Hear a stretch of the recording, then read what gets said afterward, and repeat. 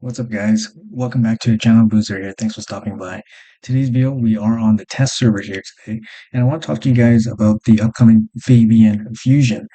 Show you guys exactly why this guy is so good and why you should be going for him if you are on the fence about him. Now, quickly jumping into his kit.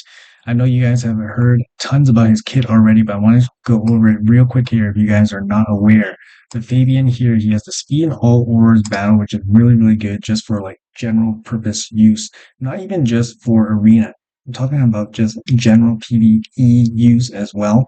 So he has an A1 steel turn meter, also placing fear, and then he has the petrification true fear, and then he has the lockout with the duration decrease. It's all very strong in this kit. He's great for controlling waves. And I think a lot of people are kind of forgetting that this guy can be used for PvE and not just for PvP. Like when you compare him to champions like Crixia, for example, Crixia brings like a lockout, a reset. She brings a cleanse. She brings a lot. But what she doesn't bring is hard, kind of pretty much hard CC, right? The fears, petrification, hard CC can control waves by himself. So Fabian, this is where Fabian can be really good for PvE. And this is where I think a lot of accounts will definitely benefit from picking up this fusion, especially if you're still progressing through the game. So obviously, a lot of my viewers here are going to be late end game, ultra end game players. They can properly assess their own accounts. But I'm telling you guys, if you guys are new mid game players, you guys can definitely benefit from this champion, even if you have somebody similar to him that fills a similar role, perhaps. Unless it's Armans, which I think is a better version of Fabian. Um, there's not too many champions that can kind of just control waves without, obviously getting lucky from shards. Fabian's going to be really strong as a fusion for a lot of people. So if you have the option to pick him up as a fusion, I would definitely recommend doing so. We did do a poll here a couple days ago about how people will, evaluate Fabian and how many people are actually going for him or are undecided. So I think here, based on 5,000 votes, 12% of you guys are on the fence or not going for him. So I think for a lot of that percentage of people, going for him will definitely benefit your account. So I'm going to show you guys just how to use him, how well he performs, just basically carrying a bunch of mediocre, not mediocre, but basically suboptimal champions through dungeons without any issues. So I'll show you guys what he can do here. So we are on Dragon 24 here. 24 is usually the stage I recommend people farm because it gives you more chances at higher rank and rarity quality gear. 25 gives you more CBC points. It gives you slightly more higher percentage of getting legendary gear, but doesn't give you the high rank epic gear on top of that. So that's why I recommend 24 usually. It's a little bit more efficient in terms of gear quality. But anyways, we'll go over this battle and just let everything run. So I'll show you guys the team build afterwards. And you guys will be, I think, a little bit impressed at how well Fabian performs in terms of just controlling everybody every single wave. So you can kind of see here, there's not too much other control champions. We have Alice, but she does do the lockout, but after Fabian, of course. So Fabian's going to perform the lockout here. And then we have Deacon with a little bit of turn meter stuff. But obviously he's here for other reasons. But Fabian performed extremely well, just controlling the waves, protecting our squishy team from getting, basically taking any damage from these waves. So we're going to go over through these waves, reach the dragon, and see how well this team performs. Here's wave 2, or wave 3, sorry. Oh, sorry, wave 2. And yeah, as you can clearly see here, Fabian's just totally locked out wave 1. They didn't even move at all. This is wave 2, all feared again. And yeah, we're slowly chipping them away. You don't necessarily need these champions, but I'm using them because obviously they're free. Ninja's free, Alice is free. Skullcrown can be any AoE damage dealer. This is basically just to kill the waves.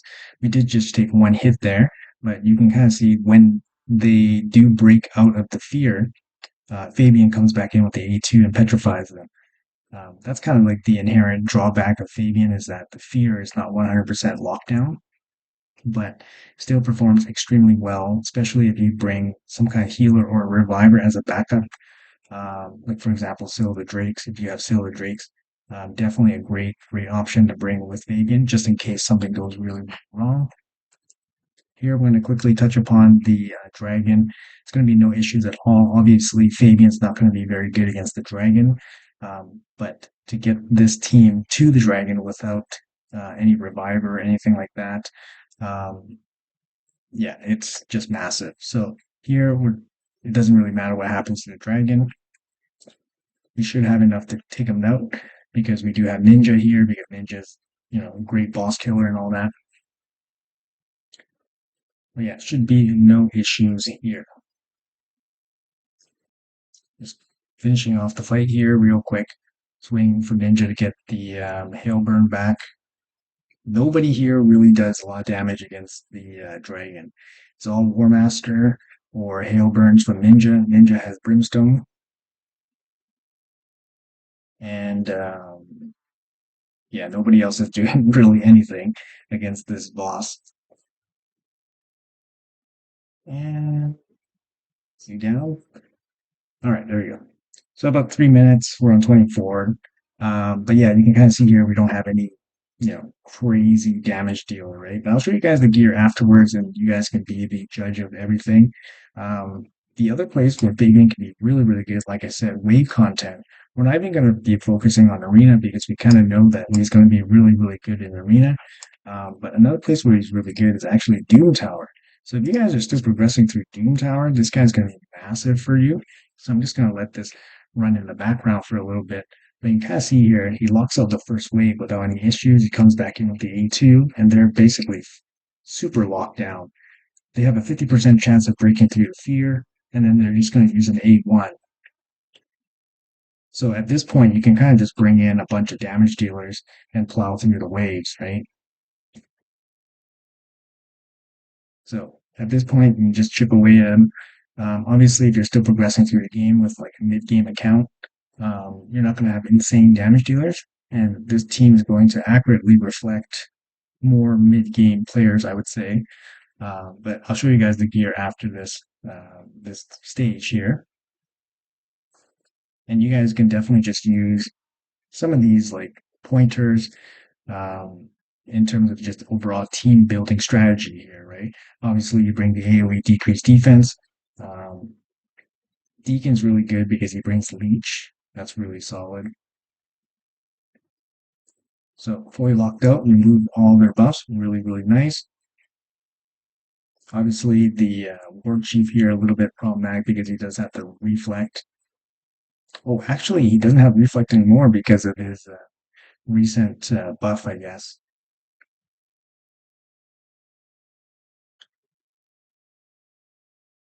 All right, so Ninja goes down.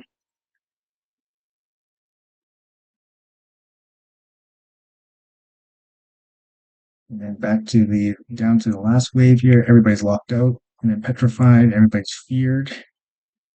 Don't have Ninja anymore. We're just going to do some AoE damage here. We have a Skull Crown. Alice.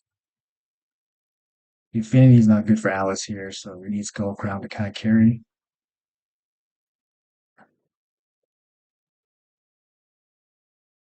All right, still locked out, petrified, and that's it.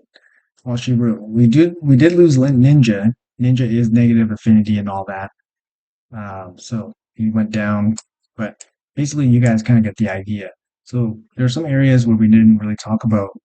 We talked a lot about arena and my main showcase, but I wanted to make sure that you guys are aware that this guy's going to do a lot of work for a lot of wave-based content, especially for more progressing accounts.